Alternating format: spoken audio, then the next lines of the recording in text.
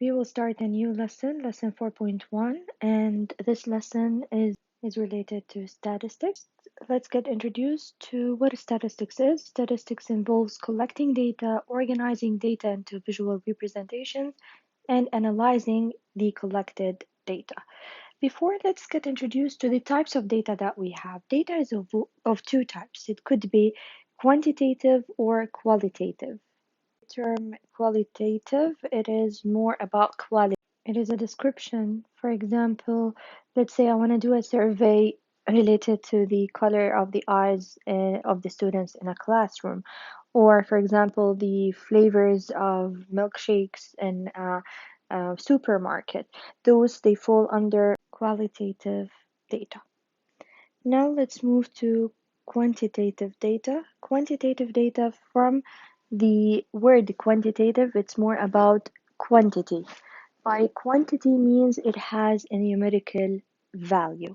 Now, quantitative data, we have two types. Either it could be continuous or it could be discrete. We will discuss the difference between them. Continuous data is measured or can be measured and could have any value, like example, the height. As for discrete quantitative data, it has specific values and it can be counted. For example, the number of red cars or the shoe size. The shoe size, as you know, we have specific values for shoe size. Those all fall under this quantitative data. Let's take a few examples. Categorize each set of data. We are going to classify them as quantitative or qualitative data, and also we're going to classify the quantitative data as discrete or continuous. Let's start with the first one, height of students in the class. The height means we are going to have numerical values. That's definitely a quantitative data, and height is measured and it could be any value, so this falls under continuous. So it's quantitative and continuous. Example number 2, we have the number of black cars in a parking. Number of black cars, we're going to have a numerical value, so it's definitely quantitative as well. And we have to say it's discrete. Why is it discrete? Because it is counted. Now, question number 3, we have color of the student's eyes. If we are going to survey the color of the student's eyes, we are going to get data like brown, black, green, or blue. So we're getting description. So this is a quantitative data, and a quantitative data does not have discrete nor continuous, only quantitative data. We move to dress size or size of dresses. As you know here, the size of the dress, they are fixed. We cannot be any value. They are fixed values. For this reason, and it's a numerical value, so it's a quantitative, but it is discrete. Quantitative and discrete. Other than identifying the type of the data that we have, we need to analyze any given values or any given data. To analyze it, we have to find specific measures. We call them measures of central tendency and measures of dispersion. I'm gonna go back to this point, but first let's apply directly on a given example. They said here the data below represents the marks for a group of students on a mathematics exam. They gave you a set of values and they want you to find the mode, median, range, and mean. Before I find them, whenever you are given any data, step number 1, whether they asked you to do it or they did not ask you to do it, you have to arrange the values from least to greatest. Make sure when you arrange them from least to greatest to count them at the end and see if you have the same number in order to make sure that you did not miss any value. We are given 11 values, and in our arrangement we have 11 values as well. Now they want us to find the mean. The mean is also known as average, and we give it the symbol of an uppercase X with a bar on top. To find the mean, you have to apply the following rule. It is the sum of the values, all the values that you have in your data, divided by the number of values. This means how many values do you have? Let's apply it directly to the example that we have over here.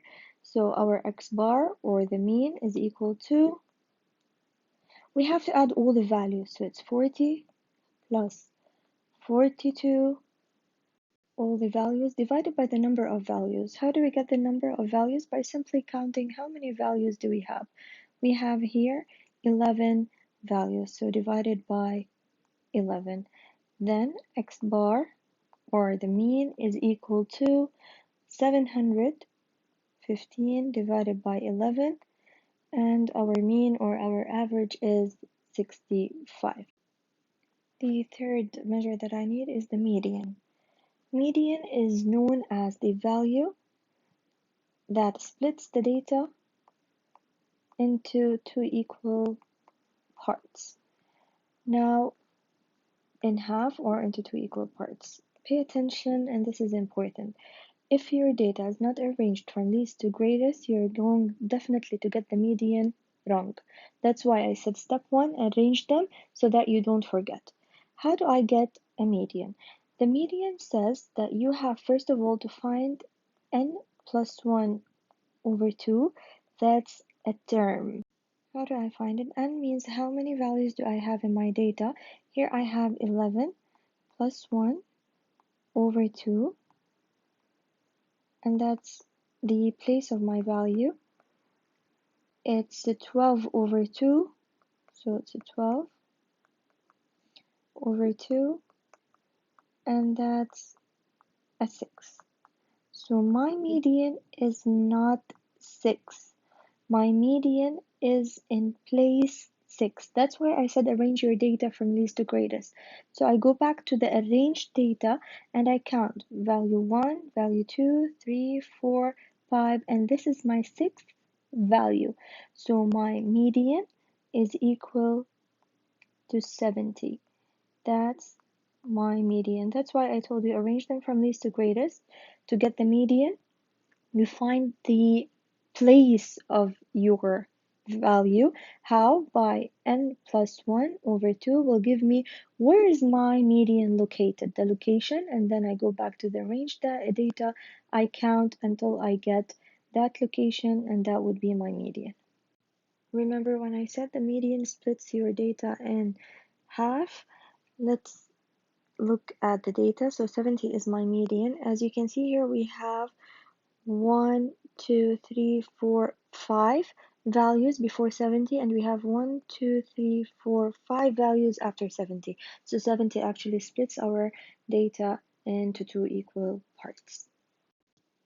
They want us to find the mode. The mode is the most frequent value. This means it is the value that occurs the most. And if you can look back into the data, you can see that here we have each value is happening one time, or occurring one time, except for 74. I have two 74s, so the mode is 74. Now we need to find the range. The range of any data is equal to the highest value that you've got. Again, when you arrange your data from least to greatest, this can be easily found, minus your lowest value. My highest value here is 86, and my lowest value is 40. So it's going to be 86 minus 40, and that's a 46. To sum them up, when you need to analyze data, you have to find the measures of central tendency. We call them measures of central tendency, and we call them measures of dispersion as well. Measures of central tendency, they are the mode, which is the most frequent value, the median, and that's the value that splits your data in half, and finally the mean, or the average. And measures of dispersion, they are the range. Now in the assessment or in the exercise, they will not ask you sometimes to find mode, median, And mean, they will say find the measures of central tendency. You have to be able to know that this refers to mode, median, and mean, and that measures of dispersion refers to range, which is the highest value minus the lowest value. Example 2, find the measures of central tendency and the range of the given data. We have a given data here. As I said, step number 1, arrange it from least to greatest, even if you're not asked to do so. Now the mean, as we said, it's the average. We are going to add all the values that we have. That's 16 plus 17 plus 18 and so on. All divided by 10 because we have 10 values. Then x bar is equal to 194 upon the addition of all the values divided by 10, and that's a 19.4. Now, this value is reasonable. Why? Because it is among our data. As if we got, for example, 35, that would not be reasonable as an average because it is not within the range of the given data. Now they want us to find the mode. As you know that the mode is the most frequent value. If you go back to the data, you are going to see that 18 is repeated twice, and as well 20 is repeated twice. Then we write both 18 and 20 as the mode. For the median, first of all, we have to find the place of the value that is considered our median. Remember, median is a value that splits your data into two equal parts. How do we find the place? It is n plus 1, and here we have 10 values, plus 1 divided by 2 to give us the position of the value that represents our median. And that's an 11 over 2. And you know that 11 over 2 is a 5.5. So the position of our median value is at 5.5. Now we count in our ordered data. The ordered data is this one. So we have 1, second value, third value, fourth value, fifth value, and then we have 6. 5.5 is between 19 and 20. So here our median is between 19 and 20. So what do? We say that our median is equal to the value which is between 19 and 20. So we add 19 and 20 and we divide it by 2, and that's a 19.5. So our median is 19.5. It is the value that will split our data in half, and I will show you. If we put 19.5 here, we are going to have 1, 2, 3, 4, 5 values before 19.5, and we're going to have 1, 2, 3, 4, 5 values after 19.5. When do we take two values and divide them by 2? If you notice, when the total number of values in the data is even. Here we have 10 values, so it's even. We find the median by adding 2 values and dividing them by 2. Finally, the range. The range is the highest value minus the lowest value. That's a 23 minus 16, and the range is 7. The question here, find the mode. We said that the mode is the most frequent value, but if you notice in the data, 3 is repeated twice, 6 as well twice, 9 twice, 12 twice, 13 as well is repeated twice. So all of them are repeated the same.